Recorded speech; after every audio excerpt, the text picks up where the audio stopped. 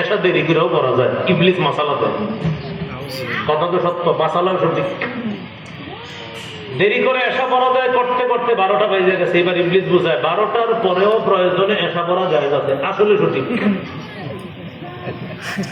এই করতে করতে রাত 1টা 2টা বেজে গেছে, ক্লান্ত হয়ে ঘুমায় গেছেন। ফজরের পরে উঠছেন 9টা 8টায়, উঠে দেখছেন এশাও শেষ, ফজরও শেষ। এইভাবে ফজর আর এশা থেকে ইবলিস মানুষকে দূরে রাখবে। রয়ে গেল আসরের নামাজ। কোন নামাজ? قال رسول الله صلى الله عليه وسلم من ترك صلاة العصر فكأنما حبط عمله وفي رواية فقد حبط عمله। রাসূলুল্লাহ সাল্লাল্লাহু আলাইহি ওয়াসাল্লাম বলেন, যে ব্যক্তি ইচ্ছাকৃতভাবে আসরের নামাজ ছেড়ে দিল, কেমন যেন তার সব আমল নষ্ট হয়ে গেল। আসরের সময় কেউ মাঠে, কেউ ঘাটে, কেউ রান্নার কাজে ব্যস্ত থাকার কারণে আসর দেরি করে। আমাদের মা বোনরা, বিশেষ করে বাংলাদেশের, তারা রান্না বসাবে তখন আসরের নামাজ যখন শুরু হবে এর একটু আগে রান্নাটা বসায়। কেন? যেন রান্না বসানোর পর ভাত তরকারি সিদ্ধ হতে হতে সূর্যটা যেন হলুদ হয়, ওই টাইমে কোনো মতে গিয়ে নামাজটা পড়বে।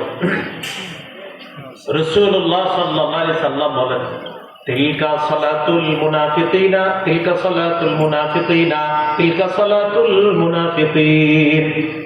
নবীজি বলেন, এটা মুনাফিকের নামাজ, এটা মুনাফিকের নামাজ, এটা মুনাফিকের নামাজ। তোমাদেরকেও যখন ইচ্ছাকৃতভাবে আসরের নামাজ দেরি করতে করতে সূর্যটা হলুদ বানায় নাও, এরপর মোরগের মতো 4টা ঠুকুর দেয়। নবী মোরগের মতো বলছে, নাকরা বলছে, নাকরা মানে ঠুকুর দেওয়া। এসা কয় রাকাত? আসর কয় রাকাত? 4 রাকাত। আল্লাহু আকবার, সামি আল্লাহু আকবার, আল্লাহু আকবার, সামি আল্লাহু আকবার, আল্লাহু আকবার, সামি আল্লাহু আকবার। কেন? সূর্য তো শেষ। তো নবীজি বলে, সূর্য হলুদ হয়েছে, দৌড়ে গেছে, যাওয়ার পর আল্লাহু আকবার, সামি আল্লাহু আকবার, আল্লাহু আকবার, কোন মতে আসরটা শেষ করে। নবী বলেন, এটা মুনাফিকের নামাজ, এটা মুনাফিকের নামাজ, এটা মুনাফিকের নামাজ। আল্লাহ আমাদেরকে হেফাজত করেন।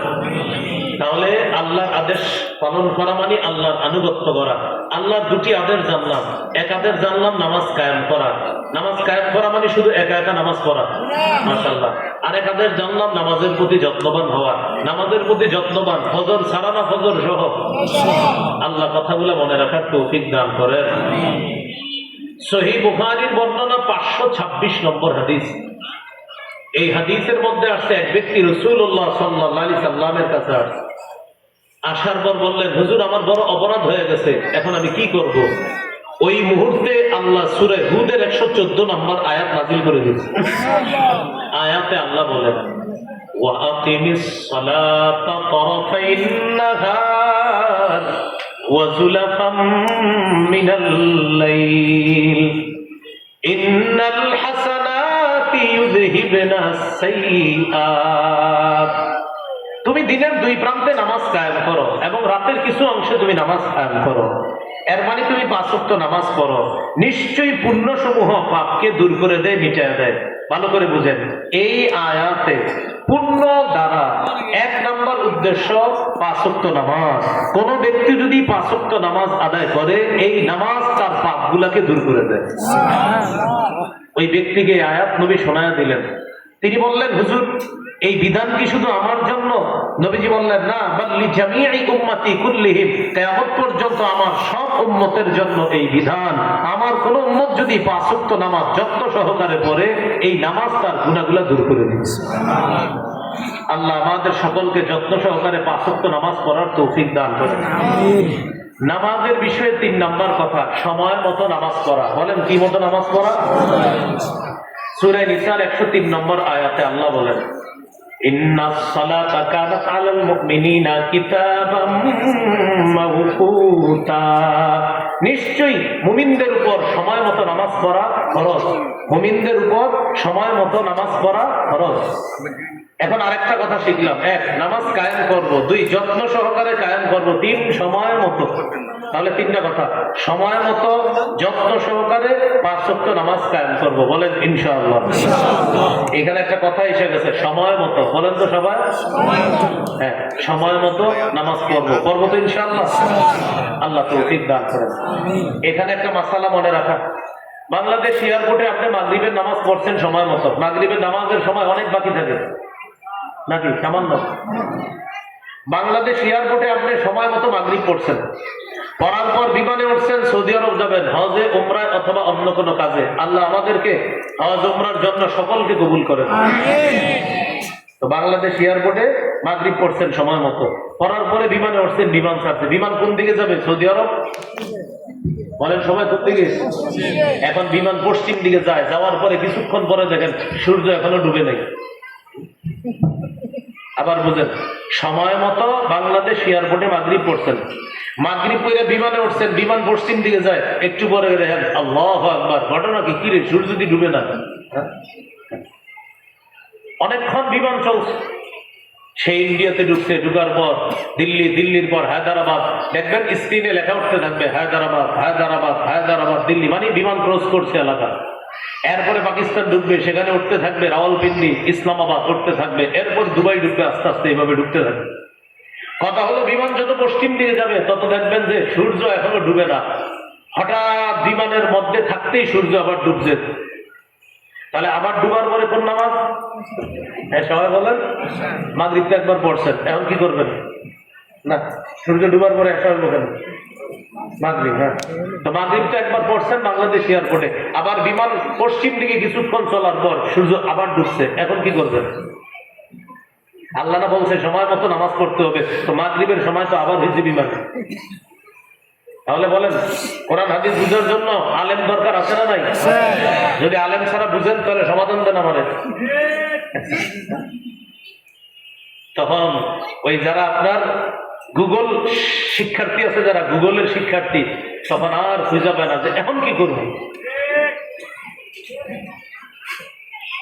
তাহলে আমার সাথে একটু বলেন, বলেন একদিনে এক ওয়াক্ত নামাজ একবারই ফরজ।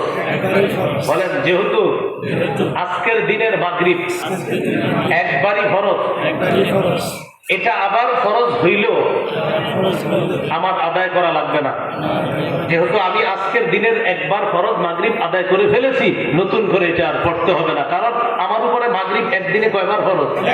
একবার তো বলেই ফেলছি আমি, প্লেনের মধ্যে আবার সময় হলেও মাগরিব পড়া লাগবে না। ইন্নাস সালাতা কানাত আলাল মুমিনিনা কিতাবাম মাওকুতা, মুমিনদের উপর সময় মতো নামাজ পড়া ফরজ। তাহলে নামাজ কায়েম করা মানে আল্লাহর আনুগত্য করা, নামাজের প্রতি যত্নবান হওয়া মানে আল্লাহর আনুগত্য করা, সময় মতো নামাজ পড়া মানে আল্লাহর আনুগত্য করা। এবার 4 নম্বর কথা, সবাই বলেন, বলেন পুরুষের জন্য জামাতের সাথে নামাজ পড়া। আমরা যারা পুরুষ আছি আমাদের জন্য ওজন না থাকলে জামাতে শরীক হওয়া সুন্নাতুন মুআক্কাদাতুন করিবাতুন ইলাল ওয়ুজুব, এমন কঠিন গুরুত্ব, ওয়াজিবের কাছাকাছি আমল। এজন্য আমরা যারা পুরুষ আছি জামাতে অবশ্যই আমরা শরীক হওয়ার চেষ্টা করব, বলেন ইনশাআল্লাহ। রাসূলুল্লাহ সাল্লাল্লাহু আলাইহি সাল্লাম বলেন, আমার মন চায় এক ব্যক্তিকে আমি ইমাম বানাই, বানানোর পর আগুন নিয়ে তাদের বাসায় বাসায় চলে যাই, যারা আযান শোনার পরেও মসজিদে আসে না, তারা ঘরের মধ্যে আছে। আমার মন চায় আরেকজনকে ইমামতির দায়িত্বটা দিয়ে আমি নবী নিজে আগুন নিয়ে বাহিরে গিয়ে তাদের ঘর বাড়িগুলা জ্বালায়া দিই, যারা নামাজে আসে না। পুরুষ যারা আছে আমরা নামাজের সময় ঘরে বৈশা থাকা মানে হলো কাপুরুষের পরিচয় দেওয়া। আশেপাশে মা বোন যারা আছেন নামাজের সময় পুরুষ যেগুলো আছে এগুলার বলবেন আল্লাহর রাস্তায় ঘর থেকে বাইর হন, তাড়াতাড়ি নামাজে যান। একটা পুরুষ নামাজের সময়, মুসলমান পুরুষ ঘরে বৈশা থাকবে, এটা হতে পারে না। ওমরে ফারুক রাদিয়াল্লাহু তাআলা আনহু থাকলে পিটায় ঘর থেকে বের করে মসজিদে নিয়ে আসে। জামাত চলে মসজিদে, মসজিদের সামনে বাসা, এখানে বৈশা বৈশা উনি চামড়াছে, এই সেই করতেছে, মসজিদের পাশে বাসা, মসজিদে জামাত দিতেছে। এরকম বাসা আপনারা পাবেন, বুঝলেই পাবেন। আল্লাহ আমাদেরকে জামাতের সাথে নামাজ পড়ার তৌফিক দান করেন। রাসূলুল্লাহ সাল্লাল্লাহু আলাইহি সাল্লাম বলেন, জামাতের সাথে যে ব্যক্তি নামাজ আদায় করবে আল্লাহ তাকে 27 গুণ সওয়াব দান করবে। কয় গুণ সওয়াব দান করবে? 27 গুণ সওয়াব দান করবে। তাহলে এই চারটা কথা মনে রাখবো। সবাই আমার সাথে বলেন, বলেন সময় মতো যত্ন সহকারে 5 ওয়াক্ত নামাজ জামাতের সাথে আদায় করো। আবার সময় মতো যত্ন সহকারে 5 ওয়াক্ত নামাজ মসজিদে গিয়ে জামাতের সাথে আদায় করবো ইনশাআল্লাহ। তাহলে এই কাজটা যদি করি আমরা, এর মানে হলো আল্লাহর আনুগত্য করা। আল্লাহ আমাদেরকে আল্লাহর আনুগত্য করার তৌফিক দান করেন। 17 নম্বর পারা 20 নম্বর পৃষ্ঠা সূরা হজের 77 নম্বর আয়াতে আল্লাহ বলেন, ইয়া আইয়ুহাল্লাযীনা আমানু রুকউ ওয়াসজুদু ওয়া'বুদু রাব্বাকুম ওয়াফআলুল খায়রা লা'আল্লাকুম তুফলিহুন। হে ঈমানদারগণ, তোমরা রুকু করো, তোমরা সিজদা করো, তোমরা রবের ইবাদত করো, তোমরা ভালো কাজ করো যাতে তোমরা সফল হও। আয়াতে আল্লাহ বললেন তোমরা রুকু করো, রুকু করা আল্লাহর আদেশ, এটা করণীয়। সিজদা করো, সিজদা করা আল্লাহর আদেশ, এটা করণীয়। তোমরা রবের ইবাদত করো, রবের ইবাদত করো, এটা আল্লাহর আদেশ, এটা করণীয়। তোমরা ভালো কাজ করো, এটা করণীয়, আল্লাহর আদেশ। এই আদেশগুলো বাস্তবায়ন করা মানে আল্লাহর আনুগত্য করা। আল্লাহ আমাদেরকে তৌফিক দান করুন। চলেন সূরা বাকারার 41 নম্বর আয়াতের আরেকটা অংশ আছে, ওয়া আতুজ যাকাত, তোমরা যাকাত দাও। বলেন যাকাত দাও, আদেশটা কার? আল্লাহ। قال رسول الله صلى الله عليه وسلم من آتاه الله مالا فلم يؤد زكاة مثل له يوم القيامة شجاعا أقرا। যাকে আল্লাহ যাকাতযোগ্য সম্পদ দান করছে, এই ব্যক্তি বছর অতিবাহিত হওয়ার পর যদি 40 ভাগের 1 ভাগ যাকাত না দেয়, 1 লক্ষ টাকায় 2,500 টাকা যদি যাকাত না দেয়, 40 ভাগের 1 ভাগ 1 লক্ষ টাকা কত? 2,500। যদি যাকাত না দিল, তার অনাদায়ী যাকাতযোগ্য সম্পদটা 20 দর সাপে রূপান্তরিত হয়ে কিয়ামতের ময়দানে পা থেকে পেঁচায়া গলার মধ্যে আইসা তার মুখের সামনে এসে বলবে, আনা কানজুকা আনা মালুকা, আমি তোমার সঞ্চিত সম্পদ, যে সম্পদের যাকাত তুমি দাও নাই। এখনকার সমাজে মানুষ যাকাত দেয় কিভাবে? অনেকের উপর যাকাত আসছে 1 লাখ টাকা মনে করে, মানে পুরো যাকাতেই তার আসছে 1 লাখ টাকার যাকাত। 30,000 টাকার লুঙ্গি শাড়ি কিনে ওই দোকান থেকে, যেই দোকানে লেখা এখানে যাকাতের লুঙ্গি ও শাড়ি পাওয়া যায় 260 টাকা, বা একটু বেশি হইতে পারে। এটা কিনাই না, কিছু গরিব মানুষ তার বাসার সামনে সিরিয়াল ধরে, এটা আবার ছবি তুলে ফেসবুকে দেয়, ফেসবুকে লেখে যাকাত ডান, মানে যাকাত সমাপ্ত, আমার যাকাতটা আমি আদায় করে নিজেকে হালকা অনুভূত হচ্ছে। ডিয়ার ফ্রেন্ডস, তোমরাও তোমাদের যাকাত আদায় করে দাও। হ্যাঁ বলে একটা আদায় করছে, বাকি 70,000 কে দিবে? দিছে 5,000 আর হয়েছে কত? আপনারা যদি কেউ চিনেন ওখানে কমেন্টসে লিখবেন, ভাইজান বাকি 70,000 সাপ। যেটা বাকি আছে কি হবে? সাপ হবে। নবী বলছেন সাপ। আল্লাহ নবীর কথা ইয়াকিন করেন, বিশ্বাস করেন। এখনো যারা যাকাত দেন নাই অতীতে বকেয়া যাকাত, আশেপাশের বড় মাদ্রাসার মুফতি সাহেবদের সাথে বসেন, বৈশা কথা বলে যাকাত আদায় করে দেন। এটা কিন্তু ছাড় নাই। নামাজ যেমন ফরজ, যাকাত তেমন ফরজ। রয়ে গেল হজ। ওয়াতিমুল হজ্জ ওয়াল উমরাতা লিল্লাহ। তোমরা হজ উমরা পুরা করো। হজ করতে টাকা লাগে, যাকাত দিতে টাকা লাগে। 4টা ফরজ, এই 4 ফরজের মধ্যে মুসলমান 2টি ফরজ ভালোভাবে মেনে নেয়, আর 2টা ফরজ ভালোভাবে মানতে চায় না। নামাজ মানে, রোজা মানে, কারণ টাকা খরচ হয় না। নামাজ, জি হুজুর নামাজ পড়বো। রোজা, জি ইনশাল্লাহ রাখবো। যাকাত, টাকা লাগে। হজ, মাইয়াটা এখনো বিয়ে দিইনি। মেয়ে বিয়ে না দিলে হজে যাওয়া যাবে না। এটা পৃথিবীর কোন জাল কিতাবে লেখা আছে বলেন? বিশুদ্ধ কিতাবে তো নাই। জাল কোন কিতাবে আছে? আল্লাহ পাক রব্বুল আলামিন বলেন, যাকে আমি হজ করার মতো সামর্থ্য দান করলাম, সে যদি 5 বছর হজে না যায়, কয় বছর? আমি তাকে সামর্থ্য দিলাম, ডাক দিছি আয়, আসে নাই। আবার ডাক দিছি আসো, আসে নাই। 3য় বছর ডাক দিছি, আসে নাই। 4র্থ বছর ডাকলাম, আসে নাই। 5ম বছর ডাকলাম, আসে নাই। তার শরীরও সুস্থ, সব ঠিক আছে। 5 বছর টানা তার উপর হজ ফরজ, সে আসে নাই। আল্লাহ বলেন লা মাহরুম, সে হতভাগা, সে বঞ্চিত। বঞ্চিতদের খাতায় তার নামটা আমি আল্লাহ লিখে দিলাম। তাহলে নামাজ বলেন ফরজ, খালি বলবেন নামাজ, যাকাত, হজ ফরজ। রয়ে গেল রোজা। রোজার বিষয়টা আবার একটু বুঝেন। আমাদের সমাজে অনেকে রোজা রাখে বিলাসিতা। কি বিলাসিতা জানেননি? 18টা রাখে, 12টা রাখে না, 20টা রাখে, 10টা রাখে না। জিজ্ঞাসা করবেন, ভাই রোজা রাখছেন? আলহামদুলিল্লাহ 20টা রাখছি, 10টা রাখি নাই। শিশুর বয়স 21 বছর। কত? যিনি রোজা 10টা রাখে নাই উনি 19 বছর, 20-21 বছরের শিশু। আম্মা ডাক দেয় না চারির সময়, কেন? স্বাস্থ্য নষ্ট হয়ে যাবে, এই জন্য ডাক দেয় না। যে মা তার বালেক সন্তানকে সাহারির সময় ডাক দেয় না যে তার স্বাস্থ্য নষ্ট হবে, ওই মা কেমন যেন সন্তানকে এইভাবে হাতে ধরে জাহান্নামে নিয়ে যাচ্ছে। যে আব্বু তুমি আসো, তোমাকে জাহান্নামে রাখি। আরে বলেন, কোন মা যদি তার বালেক সন্তানকে সাহারির সময় ডাকে না আর বলে যে ওর স্বাস্থ্য নষ্ট হবে, রোজাটা রাখা লাগবে না, বলেন এটা কি মায়া না জাহান্নাম? তাহলে আপনারা শুধু জোরে বলবেন ফরজ, খালি বলবেন ফরজ। বলেন নামাজ ফরজ, যাকাত ফরজ, হজ ফরজ, রোজা ফরজ, হুকুম টাকা আল্লাহ হুকুম পালন করা মানে আল্লাহর আনুগত্য করা। তাহলে শুরুতে যে সুবহানাল্লাহ পড়ছেন, এখন বুঝে শুনে সুবহানাল্লাহ বলেন। প্রথমে কিন্তু মানে মিছিল দিয়ে বলছিলেন সবাই সুবহানাল্লাহ, এখন যখন বললাম যে ভাই বিষয়গুলো তো এমন, ফজরের কথা বলাতে প্রথমে সুবহানাল্লাহ বলছে, পরে চুপ হয়ে গেছে। আল্লাহ আমাদের সকলকে আল্লাহর বিধানগুলো পালনের মাধ্যমে আল্লাহর আনুগত্য করার তৌফিক দান করুন। রয়ে গেল আল্লাহর নিষেধাজ্ঞা। এতক্ষণ গেল আদেশ, এবার রয়ে গেল নিষেধ। আদেশ আছে আরো অনেক, আমরা মৌলিক কিছু কথা বলব। 7 পারা 2 নম্বর পৃষ্ঠা সূরা মাঈদার 90-91 নম্বর আয়াতটি বিশেষ করে যুব সমাজ মন দিয়ে শোনেন, অভিভাবকরাও মন দেন।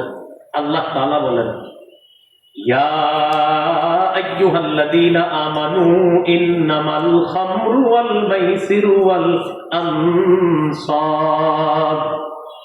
ওয়াল আজলামু রিজসুম মিন আমালিশ শাইতান ফাজতানিবুহু লাআল্লাকুম তুফলিহুন।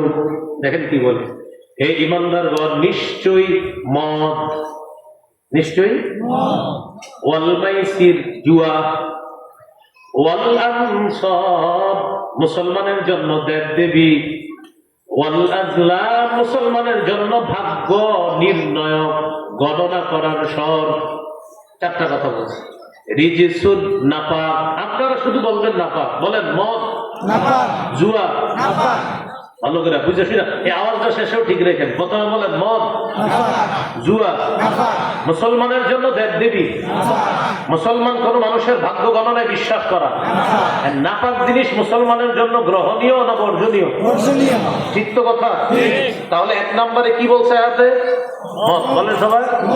এখন মদ শোনার পরে বিশিষ্ট গাঞ্জাখুররা ভাবে কি গাঞ্জা মনে হয়? না, মদ।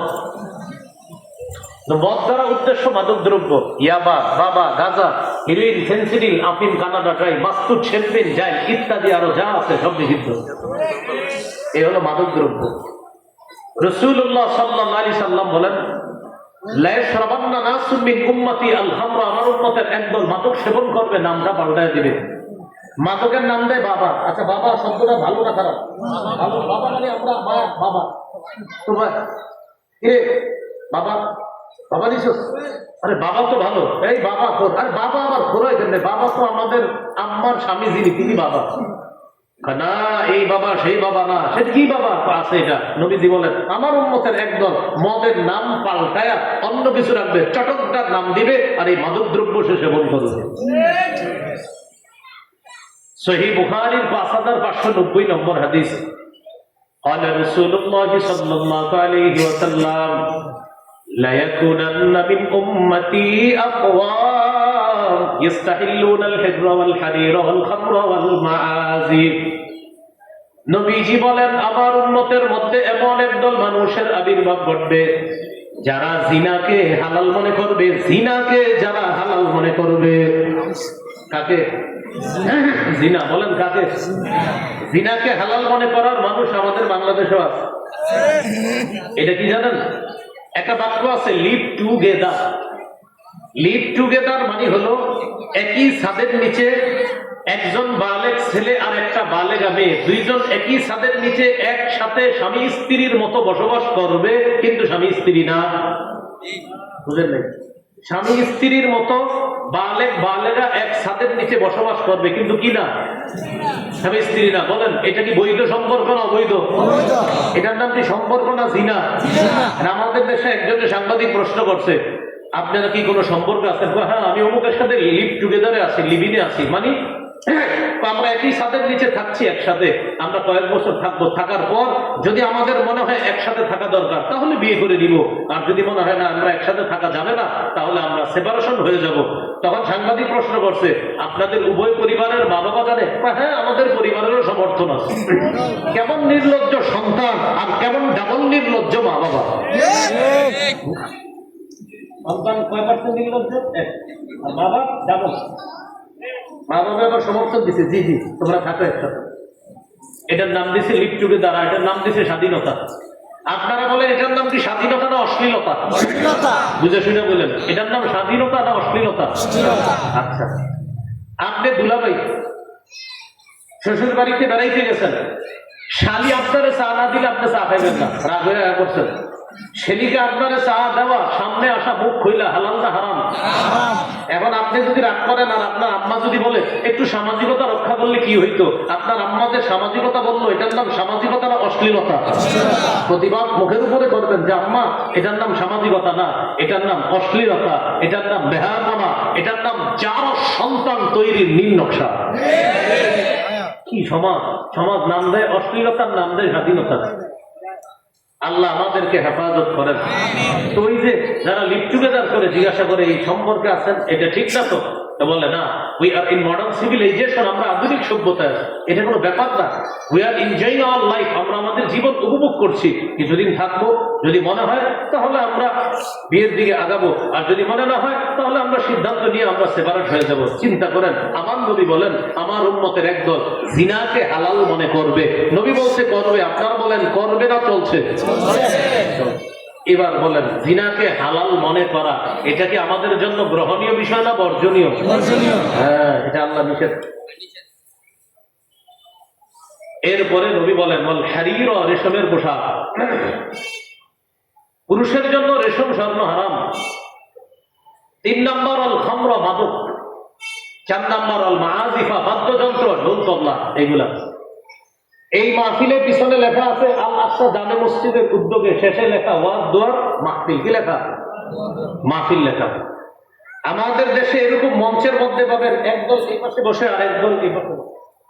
এই পাশের একজন মাইক নিয়ে দাঁড়ায় বসে, বলে কি যে এমন করলে এমন হইতো, কিছু একটা বলে, বলার পরে বলে বুখারী। পাশে কিছু বসা, তারা এমন করে টিরিং টিরিং। এটা বলার পর এই পাশ থেকে একজন দাঁড়ায়, উনি আবার জবাব দেয়। জবাবের পরে তখন ওই পাশ থেকে আবার বলে মুসলিম। প্রথমে উনি দলিল দিয়েছে বুখারী, উনি কয় মুসলিম, আর নিচে যারা বসা কয় টিরিং টিরিং। এদের পিছনে দেখবেন মাহফিল শব্দ লেখা, এই শব্দ লেখা। আগে আরো কিছু আছে, কিন্তু শেষে লেখা কি? বলেন সবাই, শেষে কি লেখা? এখন বলেন, বাদ্যযন্ত্র গ্রহণীয় না বর্জনীয়? আর ওইটাকে বলা হয় পালা গান। কি গান বলা হয়? পালা গান। এইভাবে আমাদেরকে ধোঁকা দিচ্ছে। আমাদের দেশের একজন সম্রাজ্ঞী সংসদে দাঁড়ায় বলছে, উনি হাদিসের সব কিতাব পড়ছে, কোথাও পায় নাই গান হারাম। আমি বুখারীর 5590 নম্বর হাদিস কোথায় পাইলাম?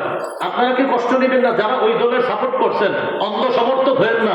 আমি যে বুখারীর হাদিস শোনাইলাম, এটা শোনার পরেও যদি বলেন হুজুর একটু বেশি বুঝে, আমি বেশি বুঝলাম কই? আমি বুখারীর হাদিস বলছি। উনি দাঁড়ায় বলছে উনি কোথাও পায় নাই গান হারাম। এখন আপনারা বলেন, গান বাদ্য হালাল না হারাম? এই হারাম আমাদের জন্য গ্রহণীয় না বর্জনীয়? আল্লাহ আমাদেরকে বুঝার তৌফিক দান করেন। যারা নিয়মিত অশ্লীল গান শুনেন, বেহায়াপনা গান শুনেন, আপনার ওই অবস্থায় যদি মৃত্যু হয়, একটু চিন্তা করেন। সহিহ মুসলিমের বর্ণনা, ইউবাসু কুল্লু আবদিন আলা মা মাতা আলাই, প্রত্যেক বান্দাকে ওই অবস্থার উপর কিয়ামতের ময়দানে উঠানো হবে যে অবস্থায় তার মৃত্যু হবে। আবার বলছি, যারা হেডফোন লাগায় গান শুনতে শুনতে ঘুমায় যান, নবীজি বলেন ইউবাসু কুল্লু আবদিন আলা মা মাতা আলাই, প্রত্যেক বান্দাকে কিয়ামতের ময়দানে ওই অবস্থায় উঠানো হবে যে অবস্থায় তার মৃত্যু হবে। আল্লাহ আমাদেরকে হেফাজত করেন। তাহলে আয়াতের মূল বিষয় আবার চলে যায় আমরা। ইন্নামাল খামরু, মদ। মদ দ্বারা শুধু মদ না, মাদক। আল্লাহ আমাদেরকে মাদক থেকে হেফাজত করেন। রয়ে গেল বিড়ি, সিগারেট। আবুল বিড়ি, আকুস বিড়ি, ব্যানসন, আরো উপরে যা আছে। বিড়ি সিগারেট যারা সেবন করেন, আমি ডাইরেক্ট বলছি না এটি জাহান্নামের খাদ্য, তবে জাহান্নামের একটা খাদ্যের সাথে বিড়ি সিগারেটের মিল আছে। সেই খাদ্যটার নাম কি আপনারা জানতে চান? সবাই জান তো? জিয়ের আওয়াজ কমে গেছে। আল্লাহ জানে এতগুলো মানুষের জি আওয়াজ হইল না কেন? না সবাই বলে না। সবাই কেন বলে না বুঝলি? আর নাম শুনলে এটা বলে 30 নম্বর পরে একটা সূরা আছে সূরাতুল গাশিয়া। আপনাদের খতিব সাহেব হয়তো আজকে এই সূরা তেলাওয়াত করছে জুমার নামাজ। এই সূরা গাশিয়ার 6-7 নম্বর আয়াতে কি আছে দেখবেন। লাইসা লাহুম তাআমুন ইল্লা মিন দারি' লা ইউসমিনু ওয়া লা ইউগনি মিন জু'। জাহান্নামীদের একটা খাদ্য আছে দরি' নামক খাদ্য। বলেন কি নাম? আল্লাহ তাআলা বলেন দরি' নামক খাদ্য লা ইউসমিনু স্বাস্থ্য বাড়ায় না, ওয়া লা ইউগনি মিন জু' ক্ষুধা নিবারণ করে না। আল্লাহ বলেন জাহান্নামীদের একটা খাদ্য হলো দরি নামক খাদ্য। এই খাদ্যটা স্বাস্থ্য বাড়ায় না, ক্ষুধা নিবারণ করে না। বলেন তো দুনিয়ার কোন খাদ্য আছে এমন যেটা স্বাস্থ্য বাড়ায় না, ক্ষুধাও নিবারণ করে না? দরি নামক খাদ্য এটার সাথে মিলে যায়। প্যাকেটের উপরে লেখা স্বাস্থ্যের জন্য ক্ষতিকর। আল্লাহ কোরআনে বললেন দরি নামক খাদ্য স্বাস্থ্যের জন্য ক্ষতিকর, আর দুনিয়ার বিড়ি সিগারেট স্বাস্থ্যের জন্য ক্ষতিকর, এটা মানুষ লেখা রাখছে। তা আল্লাহ কোরআন বলছে দরি এটা স্বাস্থ্য বাড়ায় না, ক্ষুধা নিবারণ করে না। দুনিয়ার বিড়ি সিগারেট ওনারাও বলতেছে এটা স্বাস্থ্যের জন্য ক্ষতিকর। এই জন্য আমি বলেছি এটাকে ডাইরেক্ট জাহান্নামের খাদ্য বলি নাই, বাকি জাহান্নামের একটা খাদ্যের সাথে মিলে যায়, তাই এই খাদ্যটা সেবন না করা। প্যাকেটের উপরে লেখা ধূমপান মৃত্যু ঘটায়, এরপরে ধূমপান করে। হ্যাঁ আপনারা কি বোঝা জানেনি, আমি বললে আপনার সমস্যা নেই। রয়ে গেল জর্দা। কি রয়ে গেল? জর্দা। আলেমুল মাযহাব আছি আমরা একটু মন দিয়ে শুনি। জর্দার বিরুদ্ধে যদিও এখনো ওলামা একরাম মুফতিয়ান একরাম ফতোয়া দেয় নাই, কিন্তু জর্দা যে ক্ষতিকর এটা আপনি স্বীকার করতে হবে। জর্দা হার্টের জন্য ক্ষতি, জর্দা আপনার ভিতরে ক্ষতিকর এটা আপনি স্বীকার করতে হবে। ফতোয়া বিরুদ্ধে আসলে কিন্তু জর্দা ক্ষতিকর এটা স্বীকার করতে হবে। জর্দা এটা আপনার ক্ষতি করে। পান খাওয়ার জন্য মৌলিকভাবে 6টা জিনিস, একটা হলো পান পাতা, আর একটা সুপারি, হলো 2টা। 3 নম্বর চুন, 4 নম্বর সাদা, আর একটা আছে সাদা সাদা, এই যে পান পাত ছোট্ট একটা পাতার মতো। 5 নম্বর আরেকটা আছে সেটা হলো শক্ত কালো খয়ের, আর একটা হলো জর্দা। এই 6টার মধ্যে 4টাই ক্ষতিকর। চুনা ক্ষতিকর, খড় ক্ষতিকর, সাদা পাতা এটাও ক্ষতিকর, আরেকটা হলো জর্দা, এগুলোও ক্ষতিকর। 2টার উপকার আছে, শুধু 2টা। শুধু পান পাতার রসটার উপকার আছে, সুপারি শুকনা যেটা এটারও উপকার আছে, ভিজা সুপারির আলাদা উপকার। সাথে যে আবার যেটা না হইলে হিট আসে না শরীরে, এটার কিন্তু উপকার নেই, কি আসে না। হ্যাঁ আলহামদুলিল্লাহ আমি জিন্দিগিতেও ট্রাই করিনি, অতএব আমি বলতে পারবো না, কোনোদিনও ট্রাই করিনি। কিন্তু এটাও কিন্তু আপনার ক্ষতিকর। যারা পারেন পান ওই যেটা টান সহ খান, টানটা সেটা শুধু পানটা নেন। আল্লাহ আমাদেরকে বোঝার তৌফিক দান করেন। তাহলে মাদক গ্রহণীয় না বর্জনীয়? 2 নাম্বার বলতে আছে জুয়া ওয়াল মাইসির। জুয়ার বিষয়টা মন দিয়ে শুনেন। রাস্তায় চা দোকানের সামনে খেলা চলতেছে, খেলা। এই খেলা যুবকরা যখন দেখে একজন আরেকজনকে বলে এই ওভারে এত রান হবে, হলে এত, না হলে এত। এই বলে 6 হবে বা 4 হবে, বোলার খারাপ ব্যাটসম্যান ভালো, তখন বলে এই ওভারে এত হইতে পারে, হইলে এত, না হইলে এত। এরকম আপনাদের এলাকায় নাও থাকতে পারে, বাংলাদেশে চলছে। এটা হলো চলন্ত জুয়া। এটা কি জুয়া? চলন্ত। আরেকটা আছে স্মার্ট জুয়া, ঘরে বসে বসে জুয়া খেলে মোবাইলের মাধ্যমে, অ্যাপসে। এই জুয়ার অ্যাপসের এক দেয় আবার কারা জানেন? যারা হাতের মধ্যে আর গলার মধ্যে দাজ্জালের প্রমোট করে ওই 7, 8, 9, 10 লেখা গেঞ্জির পিছনে যাদের, এই মানুষগুলা জুয়ার অ্যাড দেয়। যে মানুষগুলার গেঞ্জি জার্সি আপনারা পরেন, পরার পর ফেসবুকে ছবি দেন আর লেখেন মাই হার্ট। কি লেখে? My heart. হ্যাঁ, একজন ইহুদির ছবি দিয়া লেখে কি জানেন? My heart. একজন ইহুদির গেঞ্জি পিছনে পরে, পরার পর লেখে মাই হার্ট। 75ও আছে আমার গেঞ্জির মধ্যে একটা, সেটাও পিছনে লেখে। এই 75 বলা মুসলমানও জুয়ার অ্যাড দেয়।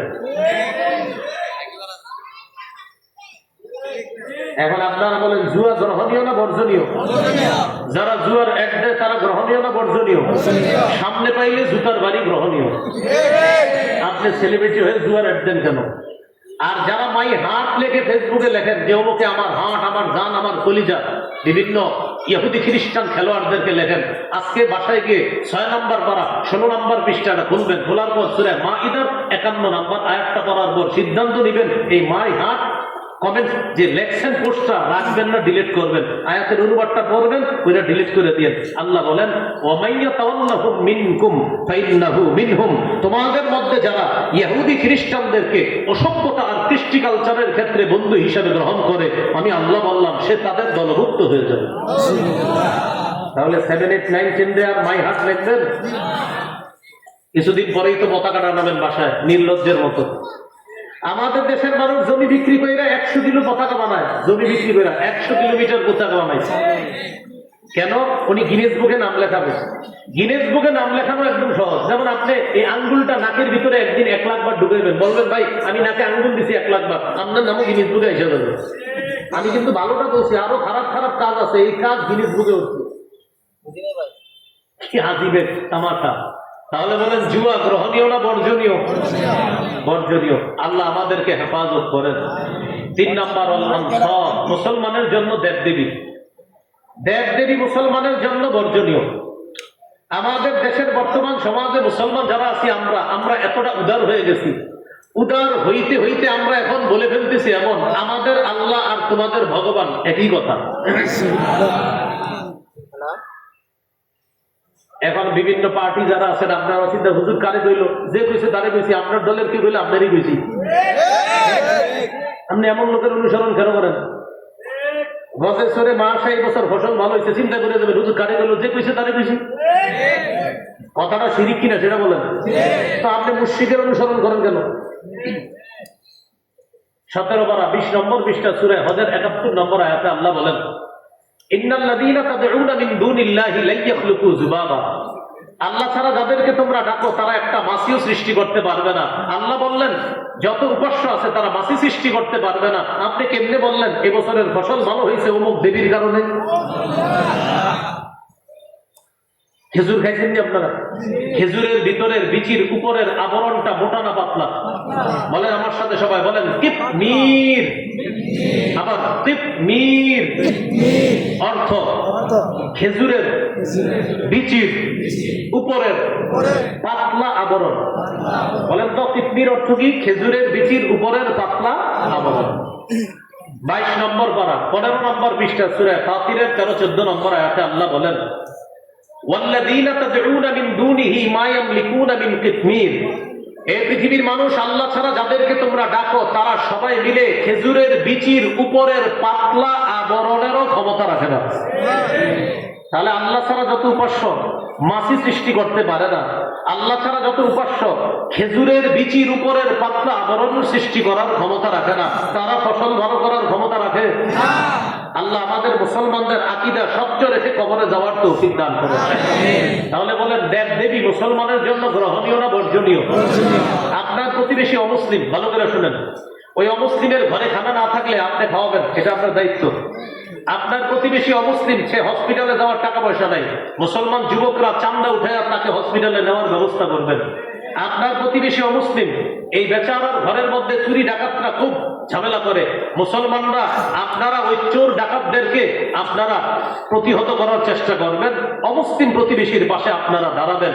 কিন্তু আপনার অমুসলিম প্রতিবেশী যখন তার ধর্ম পালন করে, সেই ধর্ম পালনে আমি শরীক হতে পারি না, সমর্থন করতে পারি না, শুভেচ্ছা জানাতে পারি না, কারণ আমার ধর্ম বলছে সেটা শিরিক। শিরিককে কোনো মুসলিম সমর্থন করতে পারে না। বুঝা ঠিক না? না বুঝা ঠিক? এই বুঝটা বাহিরে যায়ও ঠিক রাখার তৌফিক দান করে। তাহলে বলেন সব মুসলমানের জন্য দেবদেবী গ্রহণীয় না বর্জনীয়? তাহলে আপনারা শুধু বলবেন বর্জনীয়। বলেন মদ, জুয়া। আমরা যারা মুসলিম একত্ববাদী বিশ্বাসী আমাদের জন্য দেবদেবী মাশাআল্লাহ। এরপরে আল্লাহ বলেন ওয়াল আজলাম, ভাগ্য নির্ণয়ক সব, ভাগ্য গণনার সব। টিয়া পাখি ময়না পাখি দিয়ে ভাগ্য গণনা করে, হাতের রেখা দেখে ভাগ্য গণনা করে। বিভিন্ন রাস্তার গোল চক্করে দেখবেন ছোট্ট মাইক একটা নিয়ে জমায়ে দেয়, আর পিছনে ব্যানারে লেখা অমুক দেশ থেকে 5 বারের স্বর্ণ পদক প্রাপ্ত অমুক জ্যোতিষী। এখন আপনার হাতের রেখা দেখে ভাগ্য গণনা করবে। এই যে আপনার হাতের রেখা দেখলো, দেখার পরে আপনারে বললো আপনার কিছু সমস্যা আছে, এটা কাটাইতে হবে। আপনি বিশ্বাস করতেন, মনে হয় কিছু সমস্যা আছে, নাউজুবিল্লাহ বলেন। এই যে আপনি বিশ্বাস করলেন, কি হয়ে গেল? রাসূল সাল্লাল্লাহু আলাইহি সাল্লাম বলেন, মান আতা আররাফান আও কাহিনা, কোন ব্যক্তি যদি গণকের কাছে যায়, ফাসাদ্দাকাহু বিমা ইয়াকুল, গণকের কথা যদি সে বিশ্বাস করে, ফাকাদ কাফারা বিমা উনজিলা আলা মুহাম্মদ, আল্লাহ নবীর উপরে আল্লাহ যা নাজিল করছে সে সব অস্বীকার করছে। তাহলে বলেন তো, মানুষের ভাগ্য গণনায় বিশ্বাস করা কুফরি? বলেন কি? ছোটবেলায় বক্তব্যে আমরা পড়ছি ওয়াল কাদিরি, বলেন তো সবাই, ওয়াল কাদিরি খাইরিহি ওয়া শাররিহি মিনাল্লাহি তাআলা। বলেন, আমাদের ভাগ্যের ভালো মন্দ কার পক্ষ থেকে নির্ধারণ? আল্লাহর পক্ষ থেকে। ইমানে মুফাসসালটা শিখছিলাম না সবাই? তো এটা শোনার পরেও কেন আবার প্রতিদিন পেপারে পড়েন আজকের রাশিফল? পেপারে আসেনি? কি আছে? আমাদের বাংলাদেশে একটা পেপারে আসে আজকের রাশিফল, আর আরেকটাতে আসে আজকের ভাগ্যচক্র। এই যে ভাগ্যচক্র আর রাশিফল, এগুলো বিশ্বাস করবেন না, ঠিক আছে না ইনশাআল্লাহ? এখন শুধু বলবেন নাপাক। বলেন মদ, জুয়া, মুসলমানের জন্য দেবদেবী, মুসলমানের জন্য কোন মানুষের ভাগ্য গণনায় বিশ্বাস করা নাপাক জিনিস আমাদের জন্য গ্রহণীয় না বর্জনীয়? আল্লাহ আমাদেরকে বর্জন করার তৌফিক দান করেন। ভালোভাবে বুঝেন, আতিউল্লাহ, তোমরা আল্লাহর আনুগত্য করো, মানে আল্লাহর আদেশগুলা মানা, আল্লাহর নিষেধগুলা থেকে বেঁচে থাকা, এই হলো আল্লাহকে মানা। রয়ে গেল সূরা মুহাম্মদের 33 নম্বর আয়াতের দ্বিতীয় অংশ, আতিউর রাসূল, রাসূলকে মানো। আমাদের বাংলাদেশে বর্তমানে একদল লোক আছে যারা শুধু কোরআন মানে, হাদিস মানে না। কি মানে বলেন তো? কি মানে না? হ্যাঁ, ভালো করে একটু বুঝেন। যারা হাদিস মানে না তাদের দলিল হলো, যারা হাদিস মানে না তাদের দলিল হলো আমরা লিখিত হাদিস মানি না। যুবক ভাইরা ভালো করে শুনেন, আপনাদেরকে বেশি দাওয়াত দেয় দলের মানুষগুলো। যারা হাদিস মানে না তাদের দলিল, আমরা কি হাদিস মানি না? লিখিত হাদিস। দলিল কয় মুসলিম শরীফের হাদিস। সহিহ মুসলিম শরীফে একটা হাদিস আছে, আল্লাহ রাসূল বলেন, লা তাকতুবু আন্নি, তোমরা আমার কাছ থেকে হাদিস লেখো না। এই হাদিস দিয়ে হাদিস অস্বীকারীরা দলিল দেয়, তো নবী বলছে হাদিস লেখা নিষেধ, এজন্য আমরা লিখিত হাদিস মানি না। আসলে কিন্তু এই হাদিস মুসলিম শরীফে আছে, কথা তো ঠিক। ঘটনা হইল, মুসলিম শরীফে হাদিস আছে, আরেক হাদিসে আছে, আল্লাহ রাসূলের এক সাহাবী বলেন, হুজুর আমি কি আপনার সব কথা লিখবো? আপনি তো কিছু কথা রাগের সময় বলেন, আবার কিছু কথা হাসির সময় বলেন, কোনটা লিখবো? রাগের সময়টা লিখবো নাকি আপনার যখন হাসি থাকেন, প্রফুল্ল থাকেন তখন লিখবো? নবী বলেন, রাগের সময় যা বলি সেটাও লেখো, হাসির সময় যা বলি সেটাও লেখো, এই মুখ থেকে যা বের হয় সব সত্য কথা। তাহলে এক হাদিসে বললেন লেখো না, আরেক হাদিসে বললেন লেখো। এটার জবাব কি?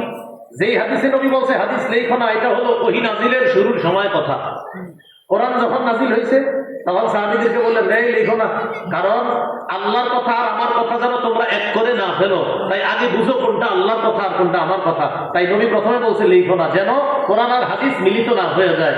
যখন নবী বুঝলেন আমার সাহাবীরা এখন বুঝে কোনটা আল্লাহর কথা আর কোনটা আমার কথা, তখন আবার অনুমতি দিছে এখন লেখো। তাহলে লেখো না এটা কোরআন নাজিল শুরুর সময়ের কথা, আর লেখো এটা হলো যখন সাহাবীরা বুঝছে কোনটা আল্লাহর কথা আর কোনটা নবীর কথা, তখন তারা আবার লেখা শুরু করছে। এখন আসেন, যারা হাদিস অস্বীকার করে তারা কি বলে? কি হাদিস মানে না? সবাই বলেন কি হাদিস? এবার তাদের কথা দিয়ে একটা জবাব দিয়ে আমি, প্রথমে তো জবাব দিলাম, এবার তাদের কথা দিয়ে জবাব দিই। কি হাদিস? এই হাদিসটা কই আছে? মুসলিম শরীফে। বলেন কোন কিতাবে? তো মুসলিম শরীফের দলিলটা যে তারা দিল, ওটা কি মুসলিম শরীফে লিখিত না হাওয়ায় ভাসতেছে? মুসলিম শরীফ, এই সাধারণ জনগণ বুঝেন, মুসলিম শরীফের হাদিস কি লিখিত না হাওয়ায় ভাসে? লিখিত হাদিস দিয়ে তো ওরাও দলিল দিল। কি হাদিস মানি না? কোন কিতাবের দলিল? মুসলিম শরীফ। তো মুসলিম শরীফের হাদিসটা কি লিখিত না হাওয়ায় ভাসে? হ্যাঁ, আমার এই ব্যাপারে দেখবেন 1 ঘন্টার বেশি একটা বক্তব্য আছে যে শুধু কোরআন না শুধু হাদিস না কোরআন হাদিস। এই বক্তব্যের পরে এই ধান্দাবাজরা আমার নিয়ে ভিডিও বানাইছিল, কিন্তু জবাব দিতে পারে নাই এ পর্যন্ত। কিন্তু লিখিত হাদিস মানি না। তো আমি বললাম লিখিত হাদিস মানেন না, দলিল তো দিলেন লিখিত হাদিস দিয়ে, এটার কি জবাব? আল্লাহ আমাদেরকে প্রতারকদের থেকে হেফাজত করেন। এখন আপনারা বলেন শুধু কোরআন না শুধু হাদিস না কোরআন হাদিস? এবার একটা দলিল দিলে সহজে বুঝবেন। ফজরের নামাজ ফরজ, এটা কে করছে ফরজ? ফজরের নামাজ কয় রাকাত ফরজ? 2 রাকাত। ফরজ কয় রাকাত? 2 রাকাত। ফজর যে ফরজ এই বিধানকার আল্লাহ। 2 রাকাত যে ফরজ এটা হলো নবীর তরিকা। জোহরের নামাজ ফরজ কয় রাকাত? জোহরের নামাজটা যে ফরজ হুকুমটা কার? কিন্তু 4 রাকাত যে এটা কে বলে দিছে? নবীজি। হ্যাঁ, ফজর জোহরের নামাজ যে 4 রাকাত এটা কে বলে দিছে? আর জোহরের নামাজ যে ফরজ এই হুকুম কার? কোরআনে আপনি পাবেন নামাজ পড়ো, কিন্তু কয় রাকাত পড়ো এটা নাই। তাহলে ভালো করে বুঝে বলবেন, বলেন ফজর ফরজ বিধান কার? আর 2 রাকাত ফজর ফরজ এই কথাটা কার? নবী। জোহর ফরজ বিধান কার? 4 রাকাত জোহর পড়া ফরজ এটা কার কথা? আসর ফরজ বিধান কার? আসর 4 রাকাত এটা কার বিধান? নবী। মাগরিব পড়ো এই বিধান কার? আর মাগরিব যে 3 রাকাত এটা কার তরিকা? এশার নামাজ ফরজ ফরজ বিধান কার? এশা যে 4 রাকাত পড়া ফরজ এটা কার তরিকা? তাহলে বলেন তো 5 ওয়াক্ত নামাজ শুধু কোরআন অনুযায়ী নাকি শুধু হাদিস অনুযায়ী, না কোরআন হাদিস অনুযায়ী? আপনারা জবাব দিবেন আমারে, মনে করেন আমি আপনাদের কাছে শিখবো। বলেন তো ফজর ফরজ বিধান কার? কেমনে পড়বো কে বলছে? মাশাআল্লাহ। এই তো তাহলে ফজরের নামাজটা পড়তে হইলে শুধু আল্লাহর কথা না শুধু নবীর কথা, না আল্লাহ এবং নবীর কথা? মাশাআল্লাহ। এই তো বুঝছেন আপনারা। আল্লাহ বলছে নামাজ পড়ো, নবী ব্যাখ্যা করে দিয়েছে ফজর 2 রাকাত পড়ো। আল্লাহ বলছেন জোহর পড়ো, নবী ব্যাখ্যা করে দিয়েছে জোহর 4 রাকাত পড়ো। আল্লাহ বলছেন আসর পড়ো, নবী ব্যাখ্যা করে বুঝিয়ে দিয়েছে আসর 4 রাকাত পড়ো। আল্লাহ বলছেন মাগরিব পড়া ফরজ, নবী ব্যাখ্যা করে বুঝিয়ে দিয়েছে মাগরিব 3 রাকাত ফরজ। আল্লাহ বলছে এশা ফরজ, নবী ব্যাখ্যা করে বলছে এশার নামাজ 4 রাকাত ফরজ। অতএব আল্লাহর বিধানগুলো নবীর তরিকা মতো মানার নাম হলো আল্লাহ মানা আর নবী মানা। এখন আপনারা ঠিক তো বলছেন, বুঝে কিনা বলেন শুধু কোরআন না শুধু হাদিস? মাশাআল্লাহ। এই তো কোরআন এবং হাদিস। এটা আল্লাহ বললেন আতিউল্লাহ ওয়া আতিউর রাসূল, আল্লাহকে মানো রাসূলকে মানো। সুবহানাল্লাহ। তাহলে এখন আপনারা আমরা আয়াতটা বুঝাই দেন তো, ফজরের নামাজে আল্লাহও মানবো নবীও মানবো, দেখি কেমনে। ফজরের নামাজে আল্লাহকে মানছি, ফজর পড়ছি বিধান কার? এবার নবীকে মানছি, কয় রাকাত পড়ছি ফরজ? সুন্নত তো আলাদা মাসালা, মানে ফরজের কথাটা বলতে হবে। ফজরের নামাজ পড়ছি বিধান কার? মানে আল্লাহর আনুগত্য করলাম। এবার নবীর আনুগত্য করবো, কয় রাকাত ফরজ পড়তে হবে ফজর? নবীরে মানব। এখন কথা হলো নবীর কথা যা বলবে, নবীর কথা যে মানতে হবে, এটা কই আছে? এটা আবার আছে 28 নম্বর পারার 5 নম্বর পৃষ্ঠা সূরা হাশরের 7 নম্বর আয়াতে। ওয়ামা আতাকুমুর রাসূলু ফাখুযু ওয়ামা নাহাকুম আনহু ফান্তাহু। নবী যা দেন তা গ্রহণ করো, যা থেকে নিষেধ করেন তা থেকে বিরত থাকো। বলেন তো নবী যা বলবে এটা মানতে বলছে কে? আল্লাহ। নবী যা থেকে নিষেধ করছে সেটা থেকে বেঁচে থাকতে বলছে কে? আল্লাহ। অতএব নবীরে মানা মানিও কাকে মানা? আল্লাহ। মাশাআল্লাহ। আল্লাহ আমাদের সকলকে আতিউল্লাহ আতিউর রাসূল এটা বুঝার তৌফিক দান করেন। তাহলে তোমরা আল্লাহর আনুগত্য করো, আল্লাহর আনুগত্য করে ফজর পড়লাম। তোমরা নবীর আনুগত্য করো, নবীকে মেনে ফজর 2 রাকাত পড়লাম। তোমরা আল্লাহর আনুগত্য করো, আল্লাহকে মেনে জোহর পড়লাম। নবীর আনুগত্য করে জোহর 4 রাকাত পড়লাম। তোমরা আসর পড়ো, আল্লাহকে মেনে আসর পড়লাম। আর নবীর তরিকা অনুযায়ী আসরের নামাজ 4 রাকাত পড়লাম। আল্লাহর আনুগত্য করে আমরা মাগরিব পড়লাম, নবীর আনুগত্য করে 3 রাকাত মাগরিব পড়লাম। এশার নামাজ 4 রাকাত আল্লাহর আনুগত্য করে পড়লাম, নবীর আনুগত্য করে এশার নামাজ 4 রাকাত পড়লাম। এটাই আল্লাহ বললেন আতিউল্লাহ ওয়া আতিউর রাসূল, আল্লাহ মানো রাসূল মানো। এবার আসেন 3 নাম্বার কথা, ওয়ালা তুবতিলু আমালাকুম, তোমরা তোমাদের আমল সমূহ নষ্ট করে দিও না। এটা হলো 3 নাম্বার কথা। তাহলে 3টা কথা একসাথে মিলাই বলেন আমার সাথে সবাই বলেন, নবীর তরিকা অনুযায়ী আল্লাহর হুকুম বাস্তবায়ন করব, এই বাস্তবায়নটাকে নষ্ট করে দিব না। আবার বলেন বলেন নবীর তরিকা অনুযায়ী আল্লাহর বিধান মোতাবেক আমল করব, আমলগুলো নষ্ট করে দিব না। বলেন তো আমল করব, হুকুম কার? তরিকা কার? আমলটা কি করা যাবে না?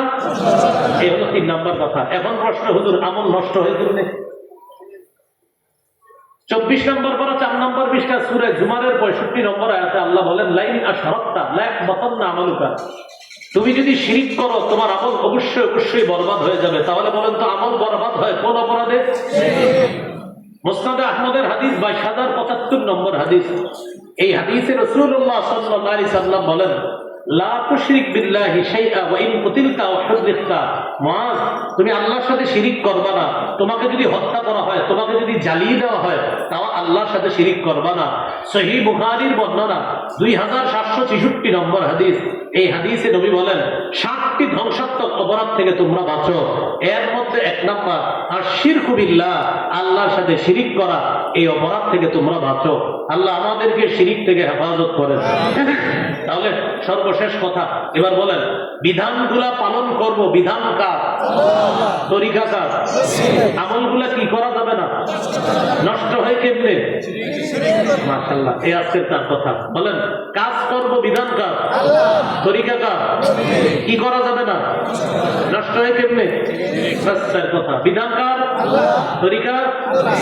আমলগুলা কি করব না, কেমনে নষ্ট হয়? আল্লাহ আমাদের সকলকে আমলগুলা যেন নবীর তরিকা মোতাবেক, আল্লাহর বিধানগুলা, আদেশগুলা, নিষেধগুলা আমরা যেন সর্বক্ষেত্রে বাস্তবায়ন করতে পারি। আর বাস্তবায়নটাকে যেন নষ্ট করে না দেই। আল্লাহ আমাদেরকে তৌফিক দান করেন। যে কথাগুলা বললাম, শুনলাম। আমার একটা সংকলন আছে, পাপ, কিতাবের নাম পাপ, 2 খণ্ডের প্রায় 600 পৃষ্ঠার কিতাব। এই কিতাবগুলোতে আপনারা এই আলোচনাগুলা বিস্তারিত ওখানে পাবেন। আরেকটা কিতাব আছে, আদর্শ পরিবার, প্রায় 436 পৃষ্ঠার কিতাব, সেখানেও বিস্তারিত আলোচনা পাবেন। আরেকটা আছে মিম্বরে আমানত 10 খণ্ডের। এটা আলেম ওলামা সহ সর্বসাধারণ আপনারা পড়তে পারবেন। যারা বাংলা পড়তে পারেন শুধু তারাও পারবেন, যারা আরবি বাংলা 2টা পারেন তারাও পারবেন। গাড়ি কোথায় জানি না, গাড়িতেও পাবেন। আর গাড়িতে যদি না পান, আশেপাশে কোনো ইসলামী লাইব্রেরিতে বললেও আমার নাম বললেই হবে, কিতাবগুলা সংগ্রহ করে দিবে ইনশাআল্লাহ। আমি বলি, সবাই ইনশাআল্লাহ ঘরে রাইখা অন্তত ডেলি 1 পৃষ্ঠা হইলেও পড়েন। আশা করি আপনার কিছু না কিছু ফায়দা হবে ইনশাআল্লাহ। একদম আলেম ওলামা সহ সর্বসাধারণ এটা পড়তে পারবেন সহজলভ্যভাবে, এবং প্রতিটা কথা দলিল দিয়ে সাজানো। প্রত্যেকটা কথার পাশে দলিল দেওয়া আছে। কারো প্রয়োজন হলে গাড়িতে যদি থাকে গাড়ি থেকে সংগ্রহ করেন, এখান থেকে না থাকলে ওই কোনো লাইব্রেরি, ইসলামী লাইব্রেরিতে বললেও সংগ্রহ করতে পারবেন। আমরা বসি, আরেকটা অনুষ্ঠান আছে, 3 জন ছাত্রকে পাগড়ি দিবে ইনশাআল্লাহ। এরপর বাকি অনুষ্ঠান শেষের দিকে যাবো ইনশাআল্লাহ। আলহামদুলিল্লাহ।